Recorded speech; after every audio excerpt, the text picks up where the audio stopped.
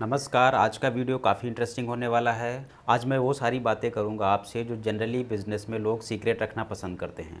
अगर आप कोई बिज़नेस करने की सोच रहे हैं तो इस वीडियो से आपको बहुत कुछ सीखने को मिल सकता है। आज मैं एक बिज़नेस के बारे में बात करूंगा जिसको हमने नवंबर 2017 में शुरू किया था, आज से लगभग 2.5 साल पहले, और लगभग 1.5 साल चला करके बंद कर दिया। स्टेप बाय स्टेप आपको सारी स्टोरी बताऊंगा, इसलिए इस वीडियो को लास्ट तक देखें। मेरा नाम है सतीश अवस्थी और आप देख रहे हैं लेवल अप। यहाँ पर हम आपके बिजनेस को स्केल अप करने में आपकी मदद करते हैं। बिजनेसेस मुझे हिप्नोटाइज करते हैं और मैं नए नए बिजनेसेस के बारे में सोचता और पढ़ता रहता हूँ। नवंबर 2017 में मैंने एक बिज़नेस शुरू किया था भोजम के नाम से, और इसको मैं 2 पार्ट्स में डिवाइड करके आपसे डिस्कस करूंगा। पहला तो प्लानिंग और दूसरा एग्जीक्यूशन। तो पहले मैं डिस्कस करता हूं कि प्लानिंग समरी क्या थी, क्या सोच के मैंने इस बिज़नेस को प्लान किया था। जो प्लानिंग फेज़ में पहला जो पार्ट था वो ऑब्जेक्टिव था। इस बिज़नेस का ऑब्जेक्टिव क्या था? इस बिज़नेस का ऑब्जेक्टिव था कि जो लोग अपनी फैमिली से दूर रहते हैं किसी प्रोफेशनल या पर्सनल रीज़न से, उनको होम कुक्ड फूड प्रोवाइड कराया जाए, वो भी पूरे प्रोफेशनलिज्म, हाइजीन और टेस्ट के साथ। दूसरा पॉइंट जो मैंने कंसीडर किया था वो था पेन पॉइंट। किसी भी बिज़नेस की सक्सेस का फार्मूला होता है कि अगर आप किसी भी प्रॉब्लम को सॉल्व करते हैं तो ये 100% है कि आपका बिज़नेस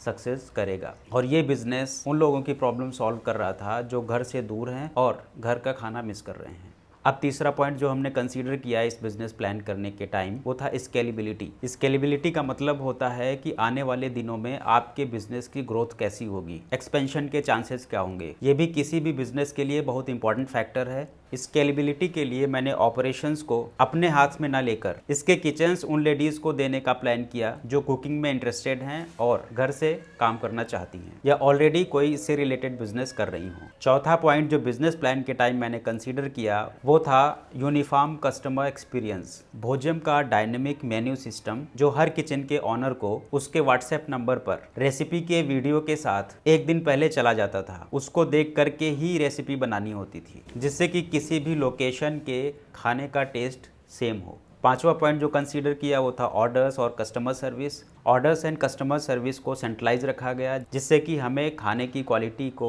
मॉनिटर करने में आसानी हो। कस्टमर फीडबैक पे बहुत ज़्यादा फोकस किया जाना था। फिर मैंने प्लान किया प्रोडक्ट के बारे में। शुरुआत में सिर्फ 2 थाली इंट्रोड्यूस करनी थी, जिनमें से एक थी भोजम रेगुलर और दूसरी थी भोजम डिलक्स, जिसके प्राइस पॉइंट थे 80 रुपीज़ और 120 rupees. This were typical north Indian thalis जो आपके स्क्रीन के ऊपर हैं। और आइडिया ये था कि कस्टमर बेस बढ़ने के साथ साथ हम और प्रोडक्ट्स ऐड करेंगे। उसके बाद आता है प्लानिंग के अंदर लास्ट पॉइंट जो मार्केटिंग है। फिर मैंने मार्केटिंग के बारे में प्लान किया। मार्केटिंग के लिए मैंने 2 कंपोनेंट को कंसीडर किया क्योंकि हाइपर लोकल मार्केट में काम करना था, इसलिए हमने सबसे पहले फेसबुक के थ्रू ऑनलाइन एडवर्टीजमेंट और पैम्फलेटिंग कराई ऑफलाइन एडवर्टीजमेंट के लिए। इसके साथ साथ स्विगी, जोमेटो और उबर ईट्स के साथ भी ऑन बोर्ड होना था। अब एग्जीक्यूशन पार्ट डिस्कस करते हैं। सबसे पहले किचन असाइन करना था ऑपरेशंस को शुरू करने के लिए। मैंने फेसबुक पर ऐड चलाया और उन महिलाओं को टारगेट किया जो कुकिंग में इंटरेस्टेड थी और घर से काम करना चाह रही थी। ऐड चलने के साथ साथ पहले दिन ऑलमोस्ट 25 एप्लीकेशंस रिसीव हुए और दूसरा दिन पूरे होते होते 60 एप्लीकेशंस आ चुके थे।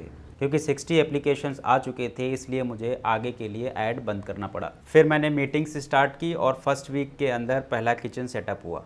ऑर्डर्स के लिए फेसबुक पर ऐड चलाया और जहां पे किचन था उसके आसपास 1 से 2 किलोमीटर के रेडियस में पैम्फलेटिंग कराई और ऑर्डर्स आने शुरू हो गए। इन द मीन टाइम बाकी किचन्स के सेटअप के लिए बातचीत चल रही थी। कुछ दिनों के अंदर फर्स्ट किचन से ऑलमोस्ट 25 to 30 ऑर्डर्स का एवरेज मेंटेन हो गया था और वीक में 1-2 कॉर्पोरेट ऑर्डर भी मिल जाते थे। अब मैं नए किचन के टाई अप के लिए एग्रेसिवली मीटिंग कर रहा था। एक और किचन ऑन बोर्ड हो गया। मैं नए किचन के सेटअप की तैयारियां करा रहा था कि पुराने किचन ने कुछ पर्सनल रीज़न बता के किचन को सरेंडर करने की बोला। अब मुझे फर्स्ट किचन के लिए बैकअप देखना था क्योंकि आप बने हुए कस्टमर्स को 1-2 दिन के ऊपर ये नहीं बोल सकते दैट वी आर क्लोज्ड। इसलिए अगेंस्ट माय विश इमीडिएटली मुझे एक एवरेज ग्रेड के रेस्टोरेंट के साथ टाई अप करना पड़ा।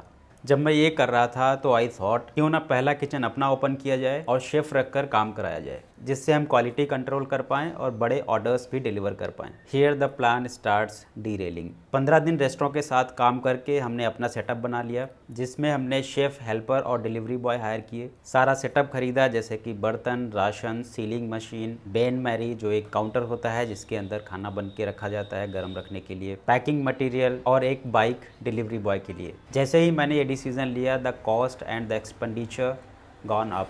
ऑलमोस्ट 1.5 लाख के फिक्स एसेट्स, और जब आप 4 से 5 लोगों की सैलरी देते हैं और साथ में रेंट, इलेक्ट्रिसिटी बिल, ये सब मिला के 40 से 50 हज़ार रुपये महीने आ रहा था। ये तो एक साइड था। उसके बाद ब्रेक इवन भी आना था, क्योंकि business was growing every single day.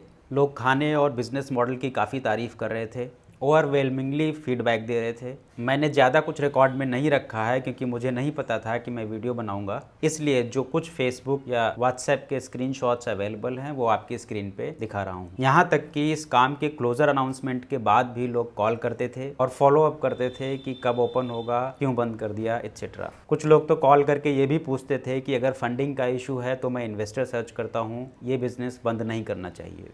अब बात करते हैं कि इसको क्लोज करने का रीज़न क्या था। अगर आप इस वीडियो को क्लोजली फॉलो कर रहे हैं तो आपको आइडिया लग गया होगा कि आखिर मुझे ये क्यों बंद करना पड़ा। पहले तो आप प्लानिंग और एग्जीक्यूशन का डिफरेंस देखिए। I never planned to take operations in my hand, और जब से मैंने ऑपरेशंस अपने हाथ में लिया तब से मेरा एरिया ऑफ फोकस शिफ्ट होकर डे टू डे एक्टिविटीज़ में आ गया। जैसे कि आज राशन नहीं है, कड़छी टूट गई या एम्प्लॉय नहीं आया, एट्सेट्रा, जो almost typical budget restaurant owner के लाइफ में होता होगा।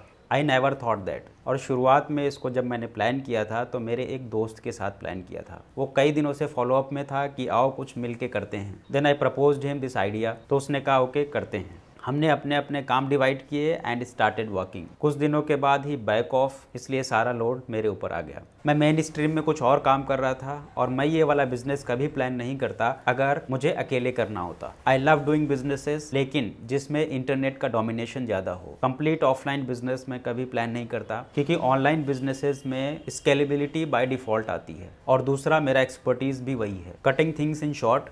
इस काम में मैं उस रास्ते पे निकल गया था जिस पे मुझे जाना ही नहीं था। देयरफॉर अ डे केम जब हमने इसको बंद करने का निर्णय लिया। नाउ अगर आप कोई बिजनेस कर रहे हैं या करने की सोच रहे हैं तो इस स्टोरी से क्या सीख सकते हैं, आइए बात करते हैं। पहला है, किसी और के बेसिस पे बिजनेस प्लान ना करें। जब आप बिजनेस को 100% दे सकते हैं तभी बिजनेस प्लान करें। और दूसरा है, जिस एरिया में आपका एक्सपर्टीज़ हो, या कम से कम आप 3 से 5 साल अगर किसी फील्ड में हैं तो उसी फील्ड से रिलेटेड काम करें।